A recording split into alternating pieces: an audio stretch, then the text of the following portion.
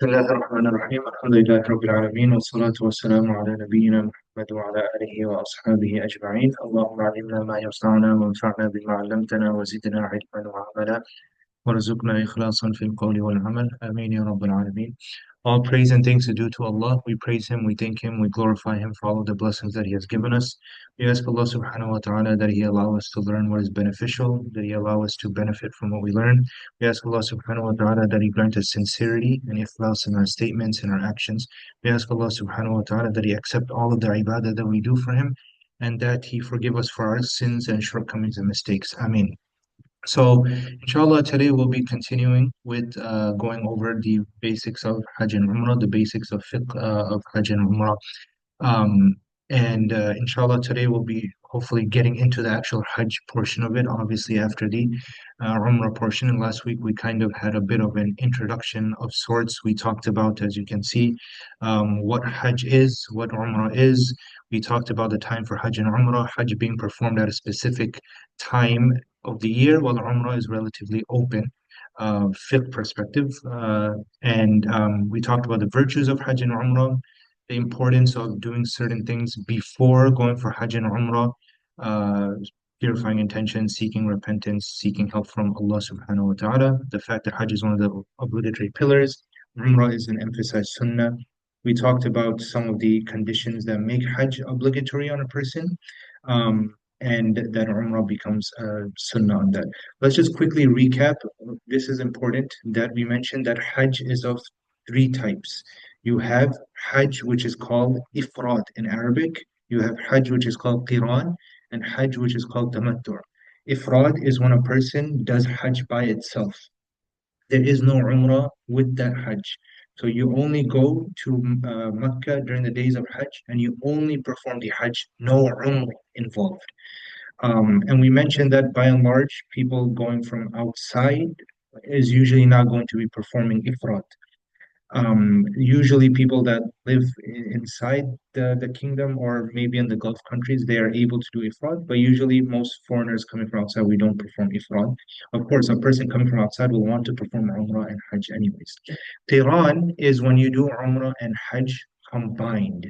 So meaning that when you leave your country and you're entering into Mecca, your intention is that I'm going to be doing Umrah and Hajj. I am not going to come out of the state of Ihram. So once I enter into the state of Ihram, I make that intention. My intention is dual. My intention is one of Umrah, then Hajj. Okay, there is no gap in between. Some folks may be doing Qiran, and if people are experienced and they wish to do Qiran, this is something that they can, and the group can guide with them. Usually, most groups will be performing Tamattu' in most cases. Most cases, you'll be doing tamattu'. Now, tamattu' and qiran are similar from the perspective that you're going to be doing an umrah followed by hajj. You're going to be doing umrah followed by hajj. The difference between the two is that in qiran, you do not come out of the state of ihram. While in tamattu' is a little more relaxed. You go a little bit before, you perform umrah as if you're just going for umrah. And after you finish your umrah, you have maybe a day, 2 days, 3 days, depending on your Hajj package and group, where you're relaxed. You're wearing regular clothing. The rules of Ihram don't apply to you. You perform the Salah in Masjid Haram. You do optional tawaf as we'll take, and you're kind of in a relaxed state. Then, when the days of Hajj comes, you re-enter into the state of Ihram and you perform the Hajj. So that is what tamattu' is, and that is the model that we're explaining here. Again, Qiran and tamattu is the only difference is that in Quran you won't get out of the state of Ihram.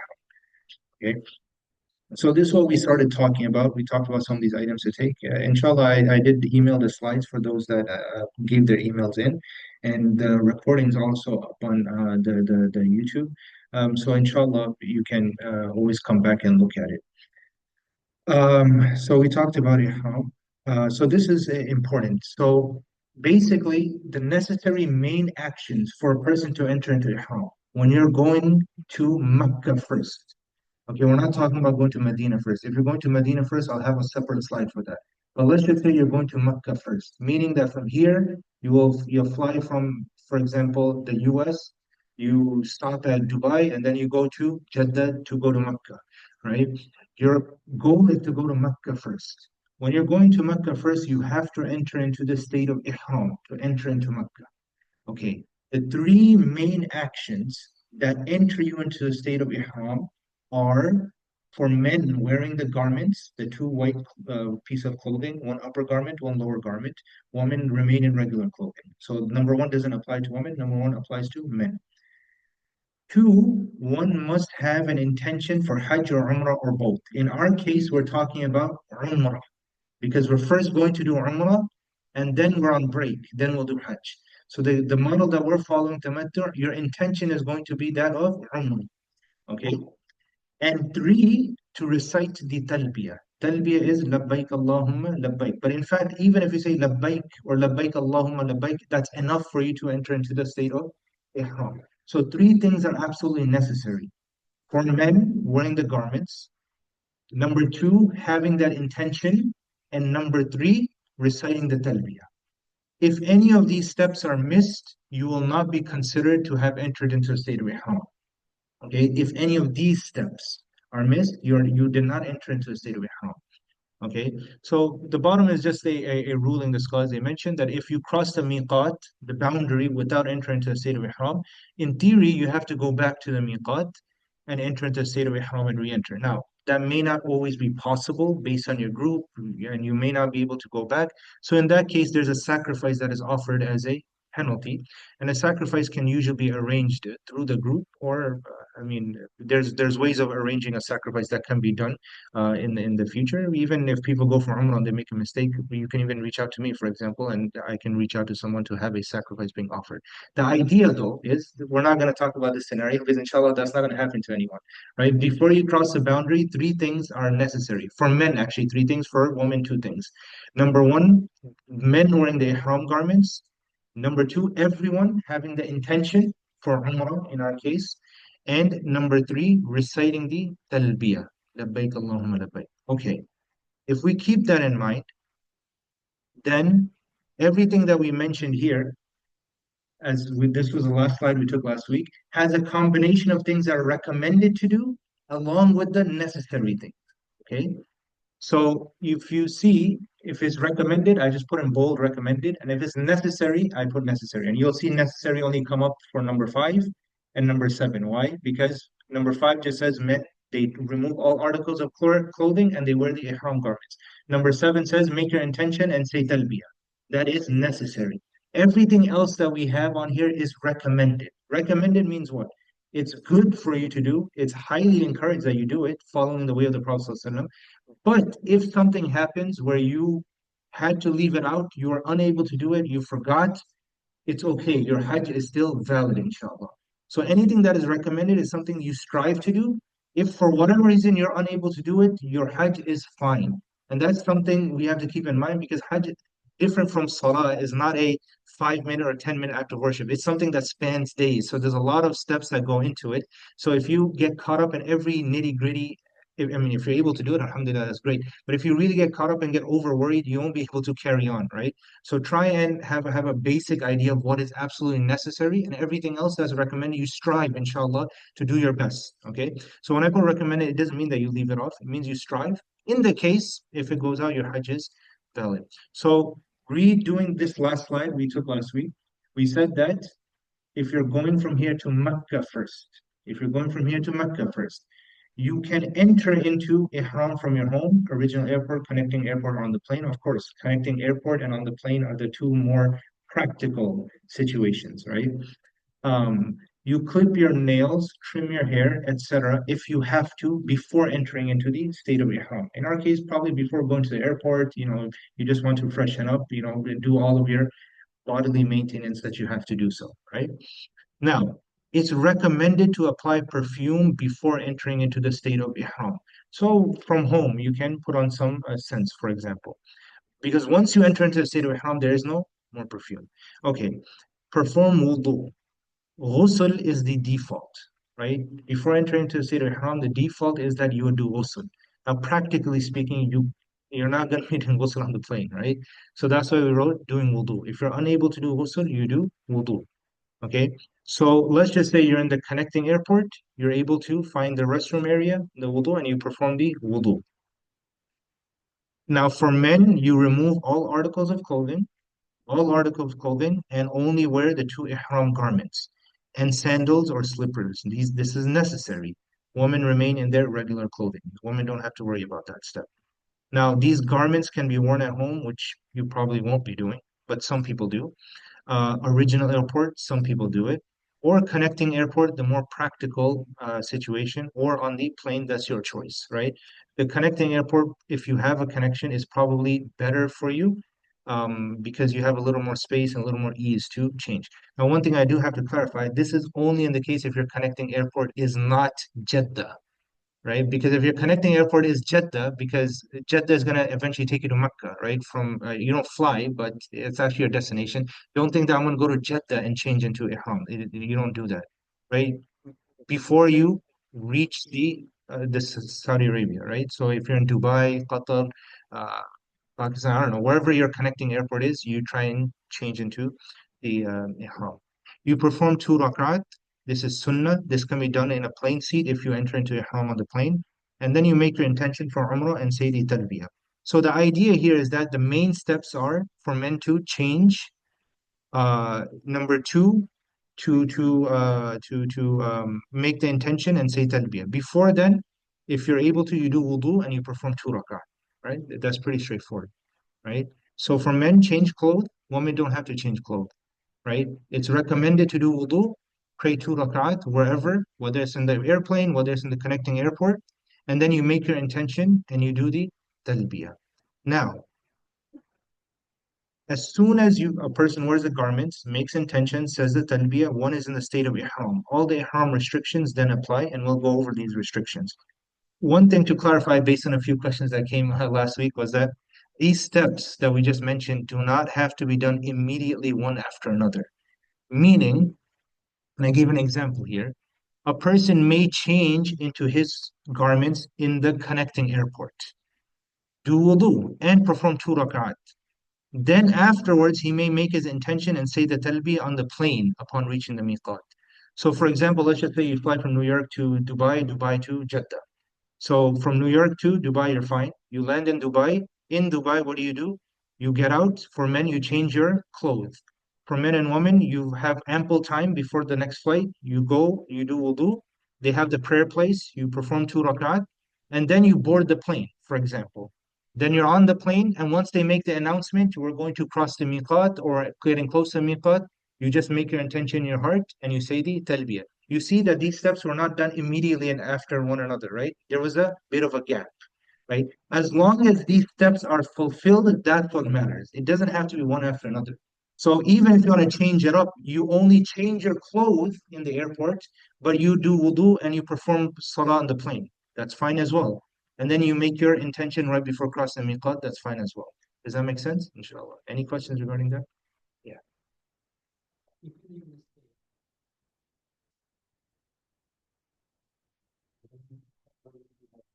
No, you don't have to do it immediately, but as long as it's done at some point. So you'll probably speak with your group. They would probably have something, I'm assuming. If not, then inshallah, I'm here. You can speak to me. But inshallah, this won't happen, right?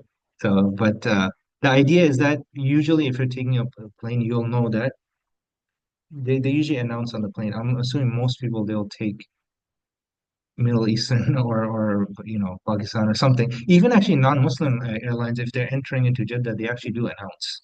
They do announce. They do say that the miqat is there. I think at once, a long time ago, I flew British Airways into Jeddah. They even announced that. So they'll even announce. And if you're even more curious, you can ask anyone. They'll tell you. Yeah. Yes, Jeddah is considered within the miqat, as you can see right here. This is the boundary. Jeddah falls right inside it. Jeddah falls right inside. That's why before you get to Jeddah, you'll be making your intention. So it is getting into the ihram part straightforward, right? Again, clothes, intention, talbiyah. Performing two rakat, performing two rakat sunnah. This is something recommended. If you can do, alhamdulillah, that's great. Okay. This is some of the statements of entering into the ihram is narrated the Prophet ﷺ when he went into Umrah, he said, Labbaik Allahumma or Umrah. Labbaik Allahumma Umrah, which means here I am, O Allah, for Umrah. And then, of course, the famous one that many of us have memorized, Labbaik Allahumma Labbaik, Labbaik la sharika laka Labbaik, Innal hamda wa ni'mata laka wal mulk la sharika lak. Next week, inshallah, I'll show you. I have a document where I kind of listed all of these dua and adhkar together. Inshallah, I'll try to email that to everyone as well. So once you have that intention inside your heart, once you say the talbiyah, men have changed, women in the regular clothing, you enter into the state of ihram, right? Remember, we're doing tamattu, so our intention is to do umrah right now. Okay. Okay. So now let's just switch gears for a second. Let's just say you're going to Medina first. Okay. That was if you're entering to Mecca. If you're going to Medina, from here to Medina, there is no entering into the state of ihram when going to Medina. When you go to Medina, you do not enter into the state of ihram. You go to Medina as regular. Okay, so you don't have to worry about anything that we just mentioned. You don't have to worry about changing. You don't have to worry about having to make an intention, saying talbiyah. None of that applies because you're flying to Medina. Even if you fly to Jeddah to Medina, you do not have to worry about it because yes, the question was, is Jeddah within the miqat? Jeddah is within the miqat, but you only wear ihram if your final destination is Mecca. But if you're flying to Jeddah and from Jeddah you're going to Medina, you do not have to worry about ihram. If you're flying from here to Dubai, Dubai to Medina, you don't have to worry about ihram. Or anywhere else going to Medina, you don't have to worry about ihram. Okay, because you're going to Medina first. Okay, so if you're going to Medina first, you don't worry about ihram. Now let's just say you spent some time in Medina, and now it's time for you to go to Mecca. Now you have to enter into the state of Ihram because you're entering into Mecca. So in that case, most probably you'll be in your hotel and you know that, for example, 11 a.m. the bus will come and we'll be going to Mecca. So what do? You clip your nails, trim your hair, etc. if you have to before you enter into the state of Ihram. Take ghusl. In this case, I would say it's sunnah to do ghusl because in most cases you'll be in your hotel room, right? So you should do the proper way, which is to do ghusl before you enter into the state of Ihram. It's recommended again to apply perfume before entering into State of Ihram. For men, same thing, remove all articles of clothing, wear the two Ihram garments and sandals and slippers. Women remain in their regular clothing. Perform 2 rakat sunnah. Since you're in Medina, it's probably good if you can go to the Masjid Nabawi and perform 2 rakat. But if you can't, for whatever reason, you got delayed or late, you can perform it in your hotel room too. I'll make use of that. And then you make your intention for Umrah and say the talbiyah. Again, you don't have to necessarily do it from your hotel. You can do it when your transport crosses the miqat. Now, this is interesting because depending on your transport, you may stop at the miqat, you may not. So, for example, if you take the train, you're not going to stop at the miqat. The train just passes through. If you're taking the bus, it really depends, right? Many times buses do stop at the miqat and they give some time, like 20 minutes or so. But let's just say your bus doesn't for whatever reason, then they'll tell you, you'll have an idea that we're crossing the miqat. So if your transport stops at the miqat, you can perform 2 rakat and make intention and say the talbiyah at the miqat.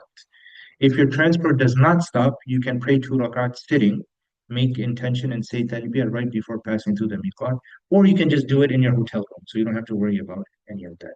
Any questions regarding this? Okay. And this is the same exact slide. The idea is that you don't have to do it one after another, even if you separate it. So if in your hotel room, if you do ghusl, you wear the clothes, you pray 2 rakat in Masjid Nabawi, and then you make your intention on the bus, that's perfectly fine. Makes sense? Inshallah. Yes.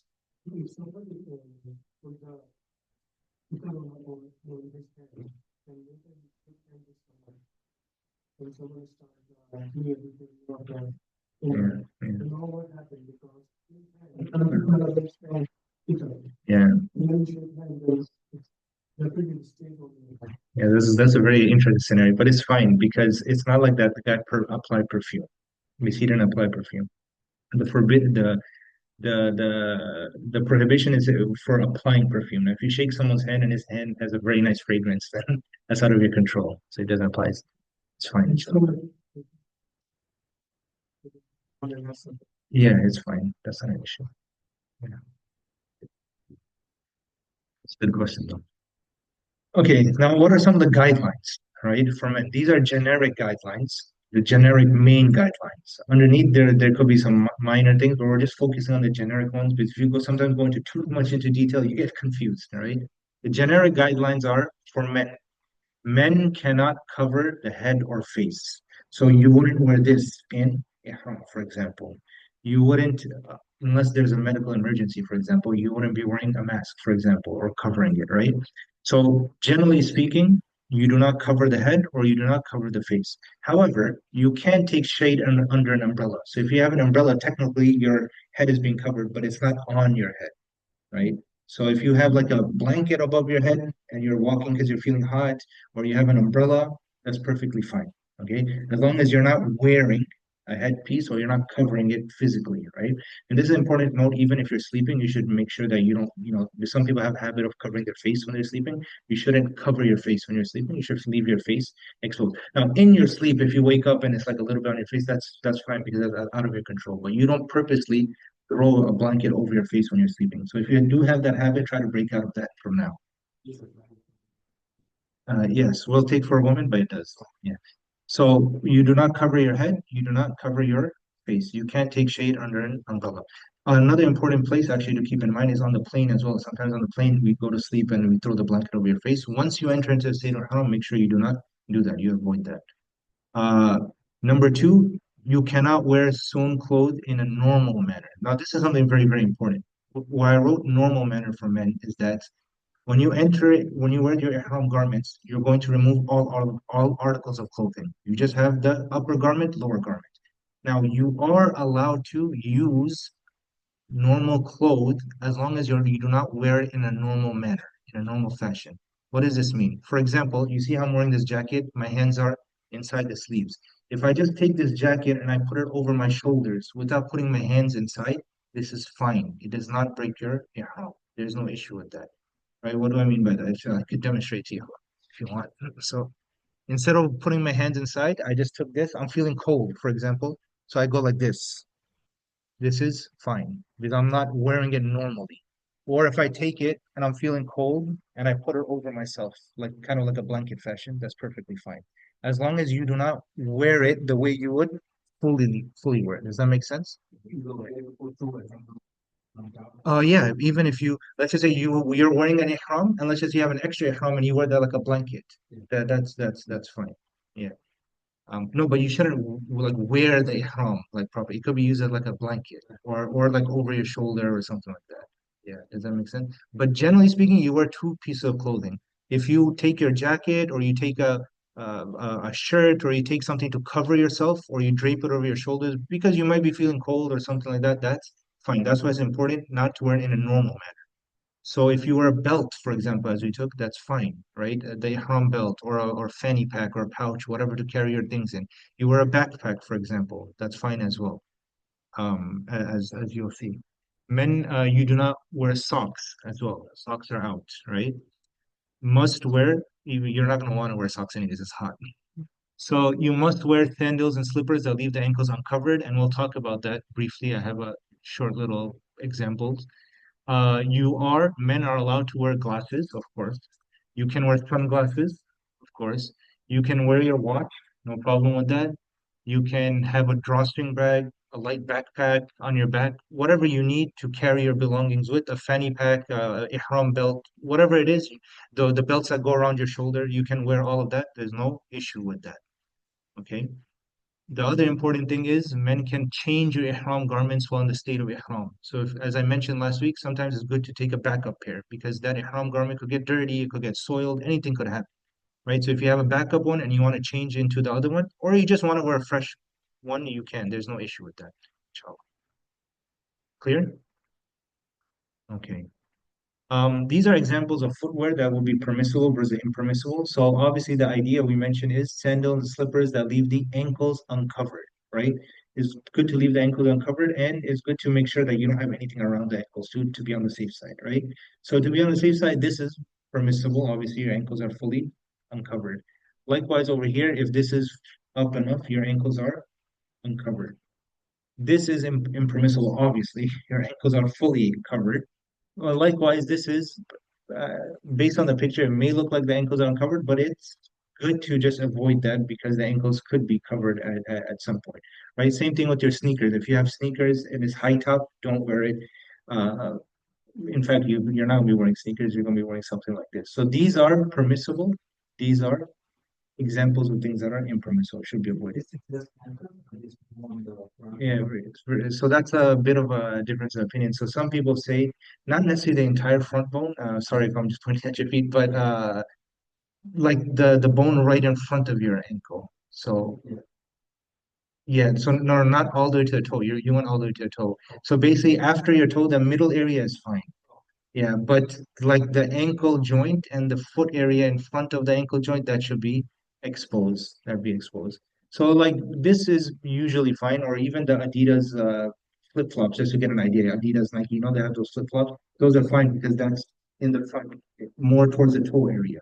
It's not that far back towards your ankle or the skin over there, right? I mean, it's probably better just to do that anyways on the safer side. But these are examples of things that are permissible. Ankles are exposed, and the bone in front of the ankle is also exposed. These are impermissible because they cover up that entire area. Make sense? And as we mentioned last week, you might want to take something that you already broke in. Do not take something new because that's not comfortable. And if you're not used to it, then you can hurt your feet. So just break something in that you're taking. Yeah, you might want to take something old anyways in case it gets lost.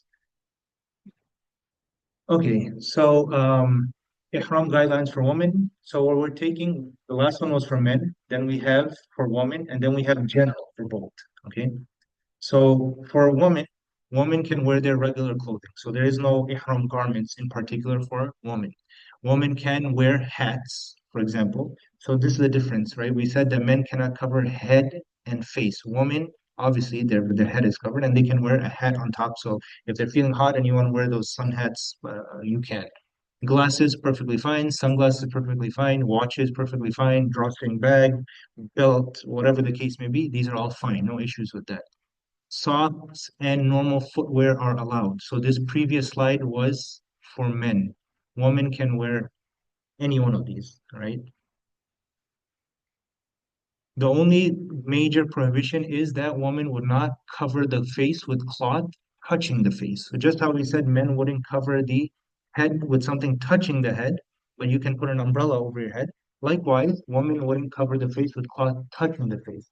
So for example, if a woman wears niqab, for example, during the time of ihram, you would not wear the niqab. However, people that wear niqab, if they want to cover, what they can do is they can have like a cloth that doesn't touch the face if they wish to and have it in front, or sometimes they have those caps that drapes over. And it's narrated from Aisha radiallahu ta'ala anha that she also used to do that. Her face was exposed, she did not have the niqab on, but when a large group of people used to pass by, she used to lift up like a curtain or something that used to kind of block off her face. So that's something that you may see. So if you see women that usually wear niqab, you may see like they have a cap or sorts, right? If you've been to Umrah, you might have seen it. It kind of drapes down, but it's not touching the face, or they'll have like something in their hands like this to kind of cover the face if they can. The idea is that you wouldn't wear the normal, usual niqab that touches the face.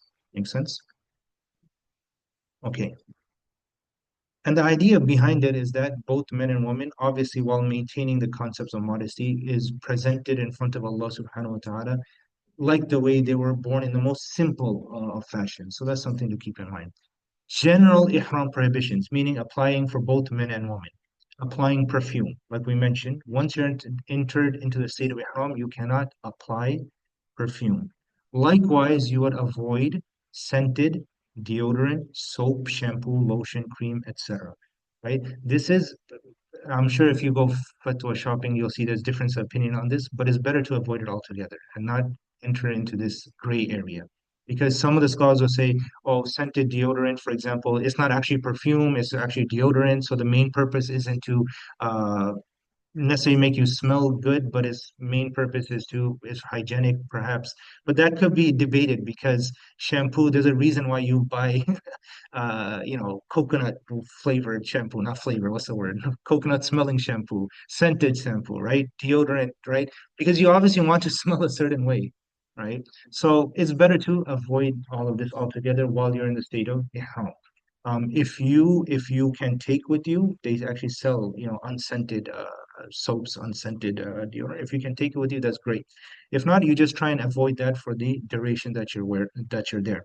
And just be careful. Sometimes in hotel rooms they have in most cases scented, right? So if you're going from here to do Umrah, and let's just say you don't go straight to the masjid, most probably you're going to check into your hotel first, and you want to freshen up. I would say just avoid these scented soaps. Just wash your hands regularly. Once you do Umrah, you'll be out of the state of Ihram and you can use whatever you want regularly, right? And once you're traveling and doing Hajj, you're not going to be worrying about this anyways because you're going to be in the tent. So you're not going to be having the fragrance, soap, and all of that stuff, right? So just avoid it altogether. Again, I'm just letting you know because you might see difference of opinion on this issue, but it's better just to avoid it altogether and avoid the gray area, okay? The next important thing is removing hair from any part of the body.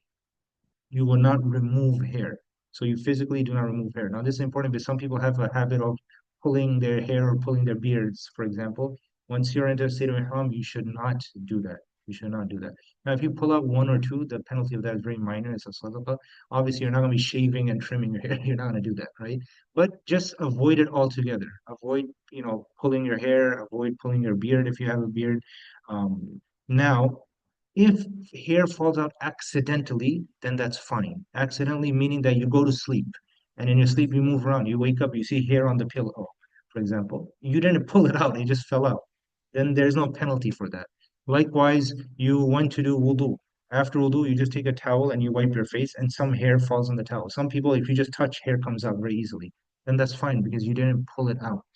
Okay. Obviously, you just want to be on the safer side. Don't go aggressively, go like this. But, regularly, sometimes you just regularly just wash your face and beard hair falls out or hair falls out, right? I mean, that's just how we are, right? If that happens, that's fine. As long as you're not actively pulling your hair. As long as you're not actively pulling your hair. Clipping nails. You will not clip your nails while you're in the state of ihram. And lastly, relations with spouse and anything leading to it, that's avoided during ihram as well. If you do fall into any of these by accident, you should have a scholar or somebody on the group that should guide you. If not, for whatever reason, then maybe you can take my number, you can reach out to me, I can respond to you. But you should have someone accessible. And I would say as we move forward with Hajj, it's very important that the person that you have access to, you prioritize that because a person that's on the ground and seeing things as it goes can better give you a fatwa than someone back in America that's sitting here and just visualizing it, right? And that's something very, very important. And we'll talk more about that as we go into Hajj. Yeah, yeah. If you do wudu or you take a shower, you use a towel, that's fine. If some hair falls off, that's fine as well, inshallah. As long as you're not pulling it off. Okay, so we're in the state of ihram. We talked about how to enter into the state of ihram. We talked about some of the prohibitions, some of the guidelines, right? Remember, we're doing tamattu'. Tamattu' means we're going to do umrah. So let's just say we landed into Jeddah. From Jeddah, we took transport, most probably a bus to Mecca. Once you got into Mecca, you went into your hotel, you checked in, your group gave you a time for you to come out and do Umrah, or you're confident enough to go do Umrah by yourself, whatever the case may be. Or you went to Medina, you finished staying in Medina, now you came to Mecca. When you're in Mecca, you're going to now do Umrah, right? So this is Umrah at a glance. Very basically, Umrah is made up of four steps. You have entering into the state of Ihram, which we already did, right? You do Tawaf, you do Sa'i, meaning that you go back and forth between Safa and Marwa, and then you shave, trim the hair. This is for tamattu'. The only thing difference between qiran and tamattu', if someone's doing qiran, is that you wouldn't do part number four. Because part number four or step number four takes you out of ihram. And if you're doing qiran, you wouldn't do that because you're going to stay in ihram. You're going to stay in ihram. But for those that are doing tamattu', which is probably the majority, these are the general steps. Okay, these are general steps. Now we'll go into detail for each one, inshallah. Any questions? Yeah, yeah, we'll talk about that. Yeah. So this was just at a glance, right? That's the basics of it. Now we'll go into detail. So we went into the detail of entering into ihram. We talked about the guidelines of ihram. Now we're going to talk about details of tawaf. Okay. Okay. The first important thing is wudu is necessary for tawaf. Wudu is necessary for tawaf. So if a person happens to lose wudu, you can do your wudu and resume where you have left off. Okay, so you cannot continue if you have lost your wudu. So you're doing tawaf. Let's just say out of 4 rounds, you lost wudu. You have to exit now, do wudu, and come back. Right? Once you come back, you can resume where you left off, but you should be very, very careful on where you exited from because you don't want to like come in later from where you left off and skip like half a round, right? So if you just be observant of where you left off, which gate you're exiting, which gate you're coming in, and try to resume from the exact location. Does that make sense? But wudu is necessary. In fact, being in a state of tahara is necessary, right? So any state of not tahara would obviously disqualify you from doing tawaf. And there's exceptions to the rule that are very case specific, right? That can be given, like fatwas, for example, menstruating women, for example, and there's no way for them to do tawaf and their flights like the next day. These are specific situations that someone can give a fatwa based on. But the general rule is that you have to be in a state of tahara for the tawaf. Okay. Okay. The second one is what you may have seen, where this in Arabic is called iltiba'. Iltiba' is uncovering the right shoulder for the duration of the tawaf. And this is a sunnah for men. So if you're going to do Umrah and you're doing tawaf and you have your ihram garments, what you do is you expose the right shoulder. And you may have seen images of it. If not, you can Google it, you can YouTube it. You'll see people doing tawaf and the ihram garments from their left shoulder coming across, and the right shoulder is open. The right shoulder is open. This is a sunnah, meaning that let's just say you start and you didn't. This actually happened to me once. I forgot, and I did like 2 rounds, and all of a sudden I noticed people that their right shoulder uncovered. Then I quickly opened it. It's fine. You don't have to restart your tawaf, right? This is a sunnah. It's recommended. Okay. So if you forget, it's fine. Most probably, if you pay attention, you'll notice people who are their right shoulder uncovered. So you'll probably do the same as well. But if you forgot, don't worry about it. It's a sunnah, something recommended, but it doesn't affect the validity of the tawaf. Okay. The Kaaba should be on your left during tawaf. This is pretty obvious. You just follow the flow. I just wrote this for formality, but the idea is that you wouldn't go opposite the flow. If you go with the flow, you'll notice the Kaaba is always on your left. And you can go on YouTube and you can watch a video and see it. You will start tawaf from the black stone. Okay. Now, the black stone in theory is a small corner right here, right? So if you enter from here, let's just say up here, you wouldn't start your tawaf from up here. You would walk until you come here, and then you would start your tawaf, and then you would go around. If you enter from here, for example, right? You wouldn't start your tawaf from up here. You would walk, or walk, whichever direction you can until you come here, and then you would start. Does that make sense? So once you enter, you don't start off wherever you entered from. You try to find the black stone and you start from there. Before you get to the black stone, even if you walk around the entire thing because you got confused, it doesn't count, right? It only counts when you start at the black stone. Now, how are you going to recognize the black stone? The easiest thing nowadays, again, you can YouTube, you can see it, you'll see images. There's a green light on the wall opposite of the black stone. So once you enter into the area where the Kaaba is, you look around, you'll see on the wall there's like a green, vertical green light. That green light indicates that this is where the black stone is opposite the black stone. Again, if you YouTube it, you'll be able to see it as well. That green light is still there. So what you do is you would walk towards that green light. Once you get in front of the green light, just know that you're parallel to the black stone. And you'll easily recognize it because that's where it gets the most congested because everyone's trying to come there and start their tawaf from there. Does that make sense? Okay, when you begin the tawaf, it is recommended to raise your hands towards the black stone, in Arabic Hajar al-Aswad, and say Bismillahi Allahu Akbar. Bismillah Allahu Akbar. So you can do it with one hand or you can do it two hands. So what you would do is, uh, let's just say that max capacity sign is the black stone. You would, if I'm on this corner, there will be a green light up here, probably. That will be opposite of that, right? The max capacity sign, the black stone. There will be a green light here. You come by the green light right here, and either with one hand or with two hands, you say Bismillahir Rahmanir Rahim. Now the default was that you're supposed to go super crowded, right? So just avoid that altogether. Um, what you can do is you can just kiss with your hand if you wish to. But the bare minimum is just you just say Bismillah Allahu Akbar with one hand or two hands. It's not mandatory to do either way. But the important thing, this is all recommended. Face the left side, you say Bismillah Allahu Akbar like that, and then you continue. That's very good. Okay, yeah, that's a good question. Yeah. So once you enter into the state of Ihrams on the plane, you're going to be constantly saying Talbiyah, Labbaik Allahumma labbaik, labbaik Allahumma labbaik. Once you start your Umrah and you come to the Tawaf and you say Bismillah Allahu Akbar, you don't say Talbiyah anymore. Now you're making more dua, as we're going to take in the next slides, right? So the Talbiyah in itself is off for now until you start Hajj again. Yeah. Okay. So this is just a small diagram. Again, everything is accessible. You can Google, you can see the image as well if you haven't. But this is just an idea, right? You have the black stone in one corner. The corner before the black stone is called the Yemeni corner, and we'll talk about that shortly. You have the Hijr Ismail, you have Ibrahim's Maqam, and you have Zamzam and Safa is this way, right? You'll see signs there once you go there. There's huge signs that will say towards Mas'a. Mas'a just means the place of Safa and Marwa, the place of doing Sa'i. So even if you don't see Safa and Marwa written, you might see in English you write Masa, Mas'a.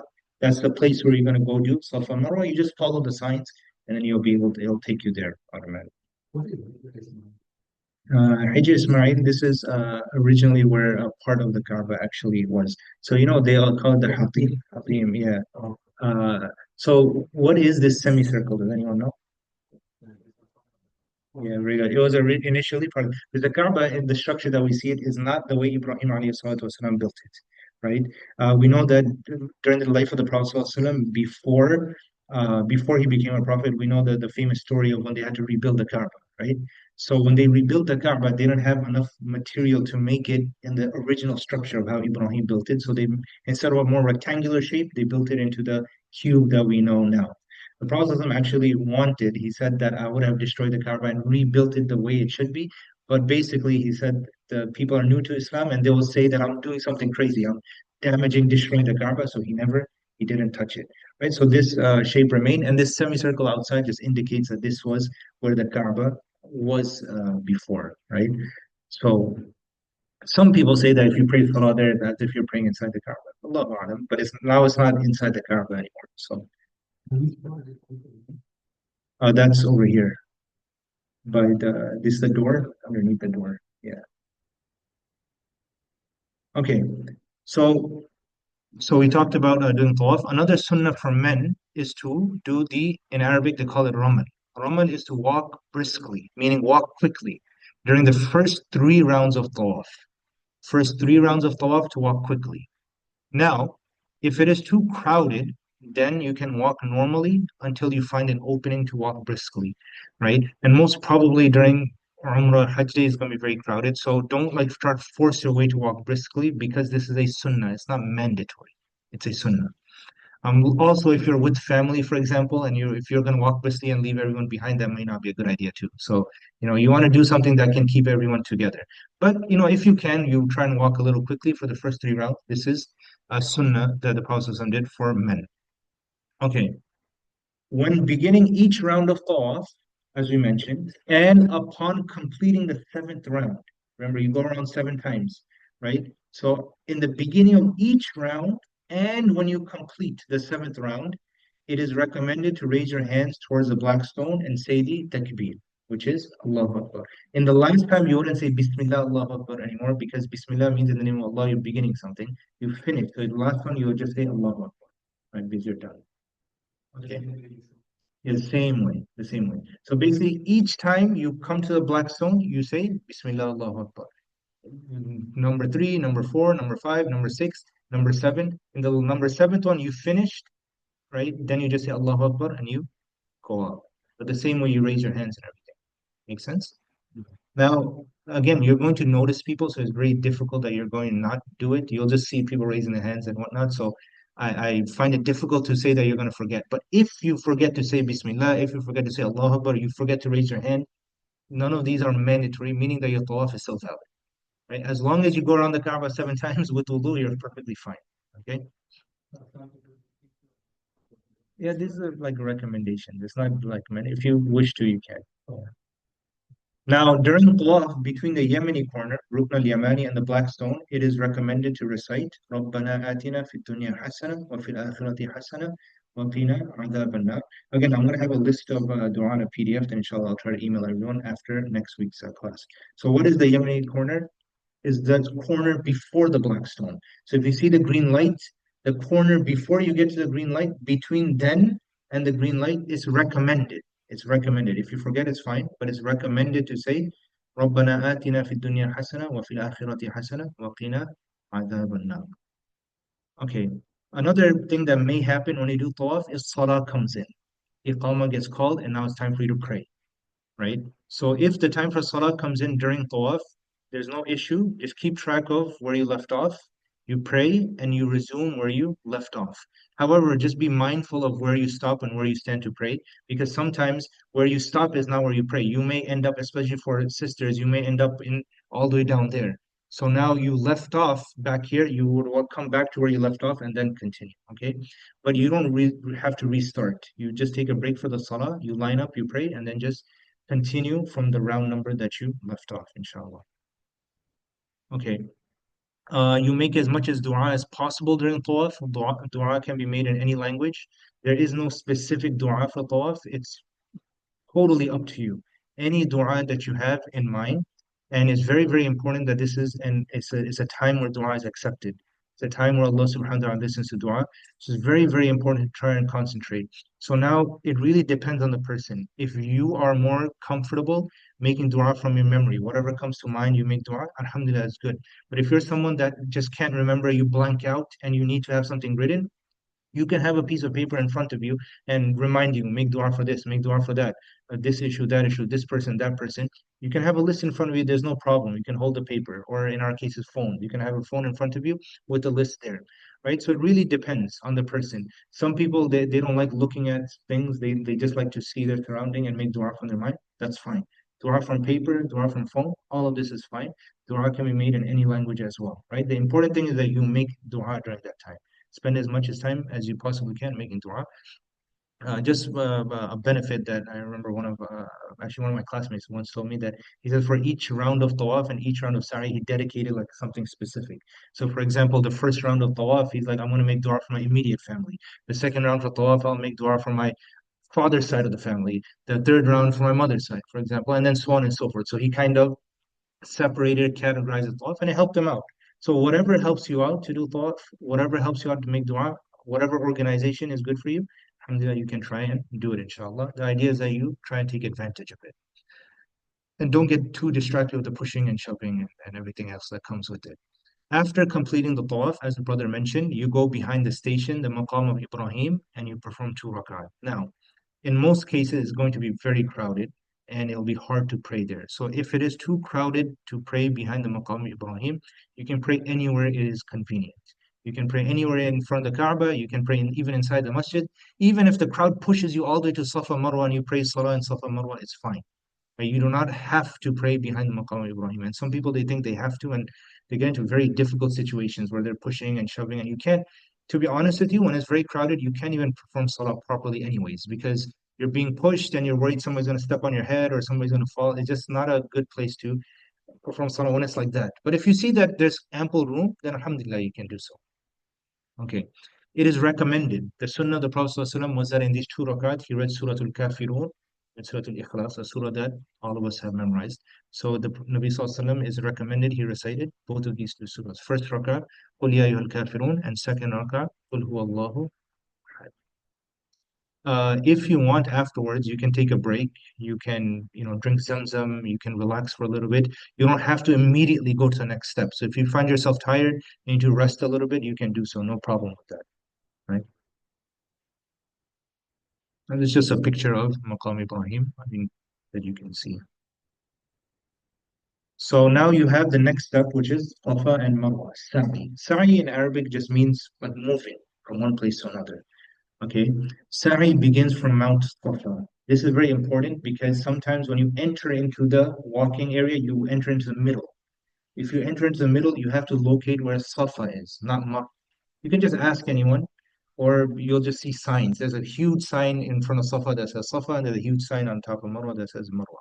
right? So you want to start from Mount Safa, right? Just for benefit, you might not be on the actual floor that you're going up and down. So Safa, Marwa, the Mas'a has multiple floors. You can be in the basement. If you're in the basement, you're not going to notice any up and down at all. It's flat ground. Basically, you're going from base of Marwa to base of Safa to base of Marwa. If you're on the main floor, that's when you're going to actually feel the elevation at Safa and Marwa. And then you can be on a floor above as well. That's flat as well, right? During Hajj time, sometimes they'll take you into whichever one's the least crowded. They'll just direct you automatically and they'll close other sections.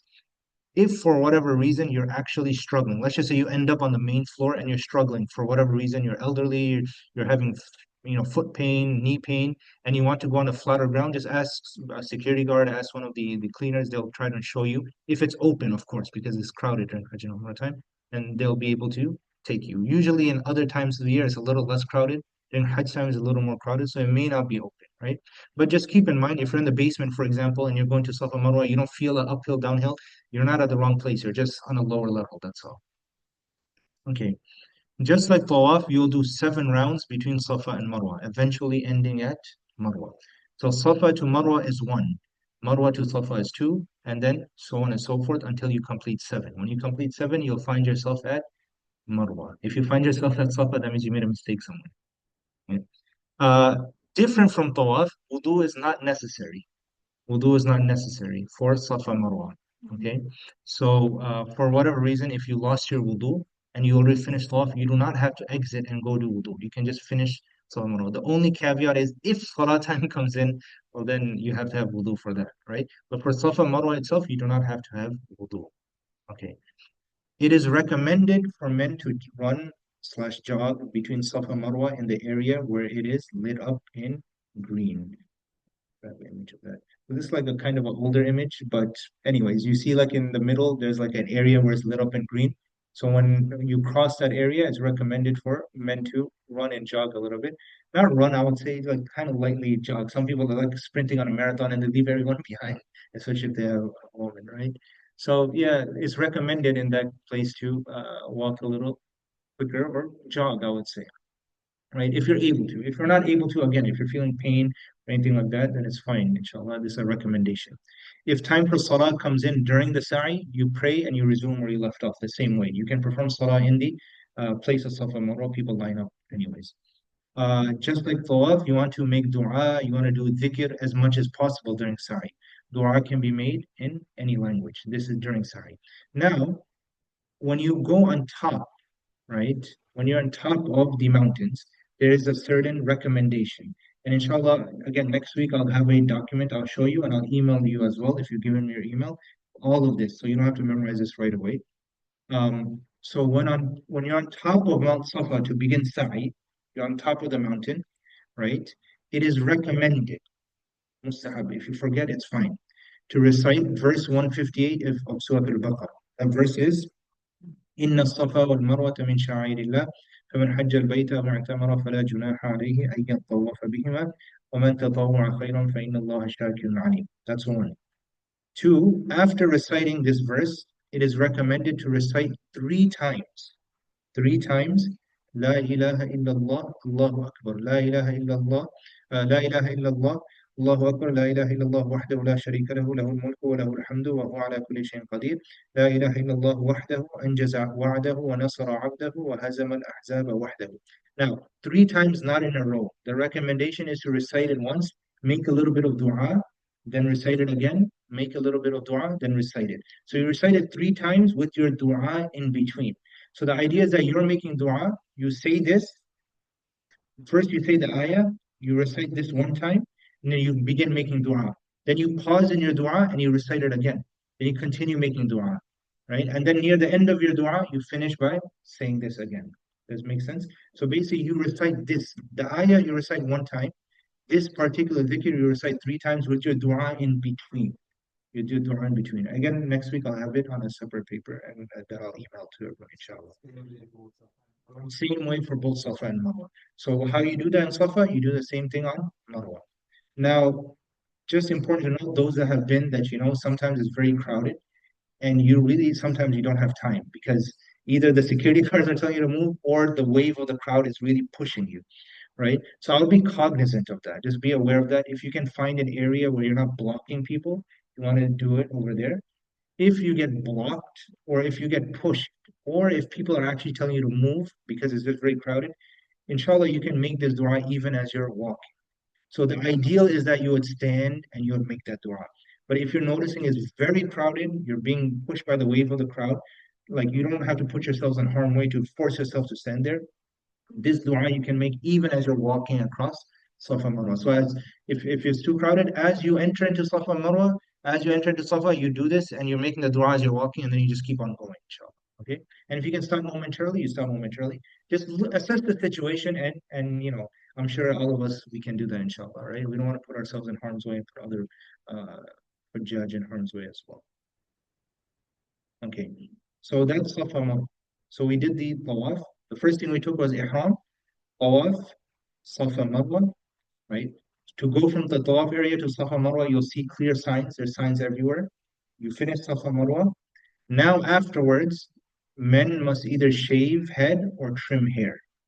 Okay, shaving is more virtuous because the Prophet ﷺ actually made dua for those that shaved their head 3 times. And then those that didn't shave their head, they said, "What about us?" And then he made dua for them one time, right? So shaving is more virtuous. But if a person, for whatever reason, can, then trimming can also be done. But when you do trimming, however, it's important that you trim all around your head. So you shouldn't just trim one area, right? Or do a fade or something like that. It should be everywhere. Right. So when you go to the barber to make sure, I mean, the barber usually should know, but you should direct him to make sure he takes a machine and goes everywhere.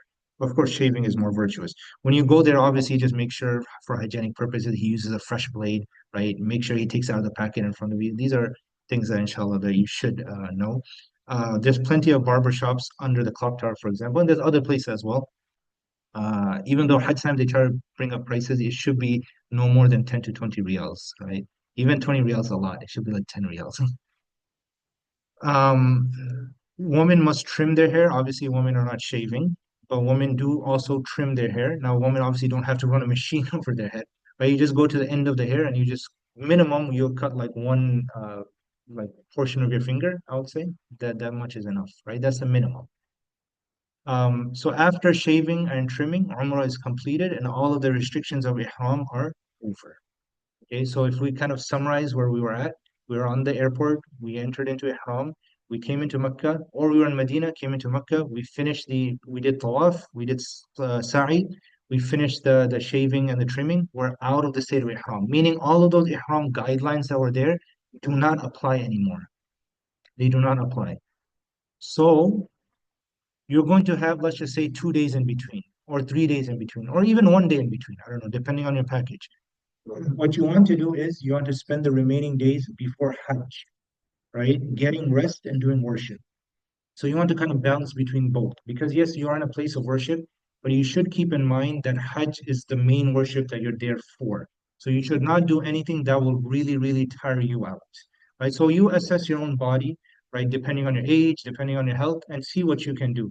If you're not able to do more tawaf, then at least perform salah, right? If you can perform salah, but you can't spend the night there, for example, then don't worry about it, right? Try to balance, assess your situation, your own individual situation.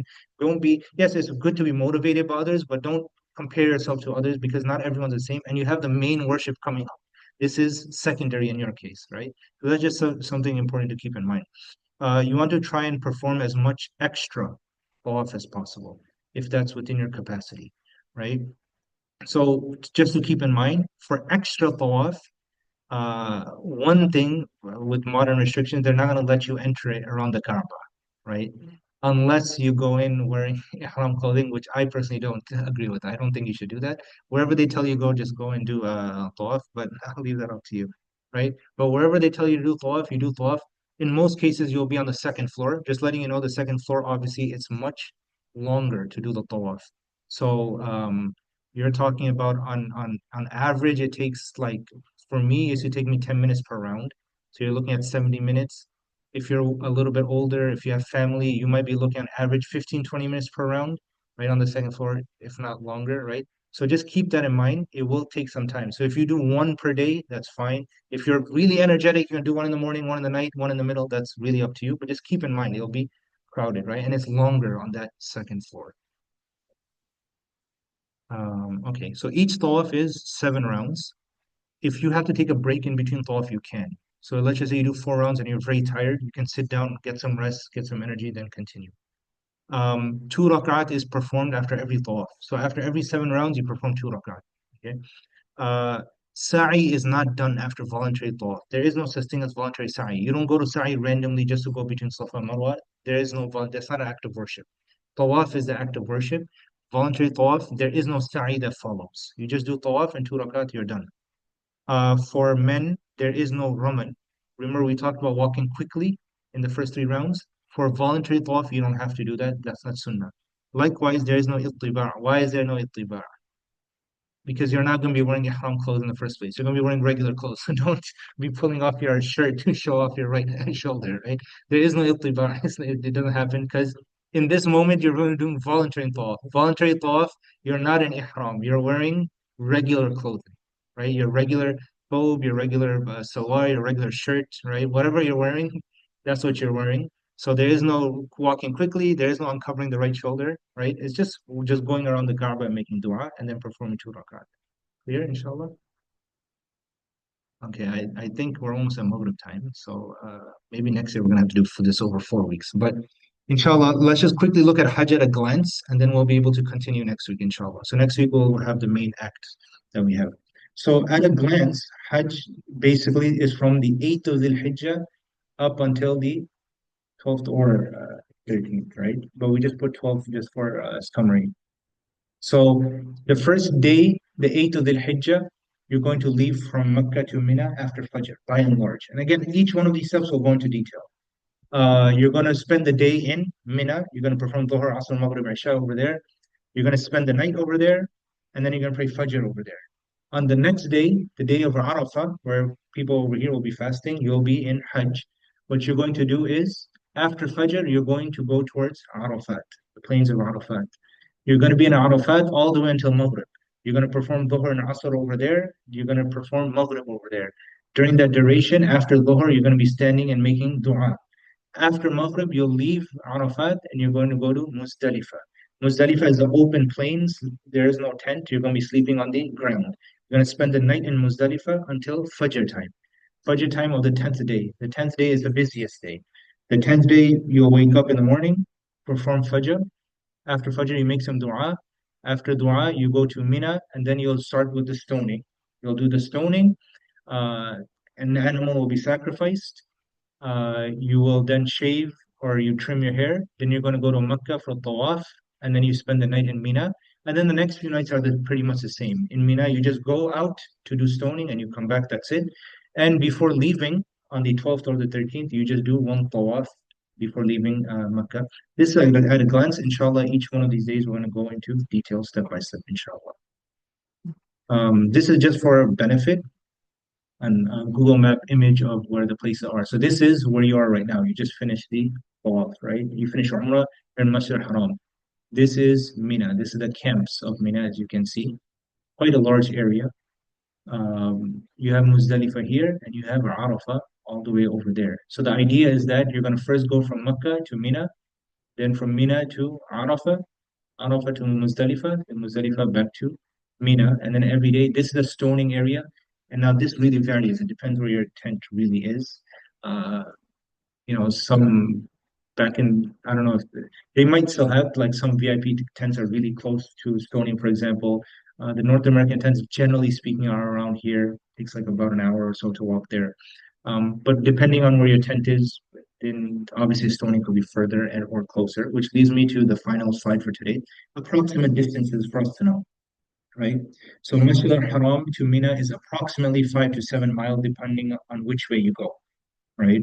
So keep in mind of that, if you don't have a transport and you feel like walking, for example, it could take some time, right? Mina to Arafat is about approximately 8 to 10 miles or so, give or take, right? Arafat to Muzdalifah is about 5 to 7 miles, give or take. Muzdalifah to Mina is about 2.5 to 5 miles. Again, it really depends if you go this way, that way, right? But this is give or take. Mina camp to Jamarat. Jamarat is like at the border of Mina, right? That I said can vary drastically depending on where your camp is located. Mina itself, the entire area spans about 8 square miles. They say 20 kilometers, so it's like 7.7, about 8 square miles. So it can really vary. Like for example, the North American tents, by and large, they're about like 3.5 miles, right? They're not 3.5 kilometers from where? From the Jamrat. So it'll take about an hour or so to get there, right? So just keep that in mind, inshallah. These are approximations. The most important thing is to realize that the miles sometimes might not seem that much, but with the traffic, it can take a very long time, and the walking can also take a very long time. And those that have been to Hajj before, they can tell you that. Yeah, and it's hot. Yeah. So inshallah, next week we'll continue the first day of Hajj. Inshallah, hopefully we can finish within an hour. If not, maybe next week we'll continue after Maghrib as well. But we'll try to finish the Hajj part, inshallah. Jazakumullah khairan. I think it's Maghrib time. If you have any questions, you can speak to me afterwards, inshallah.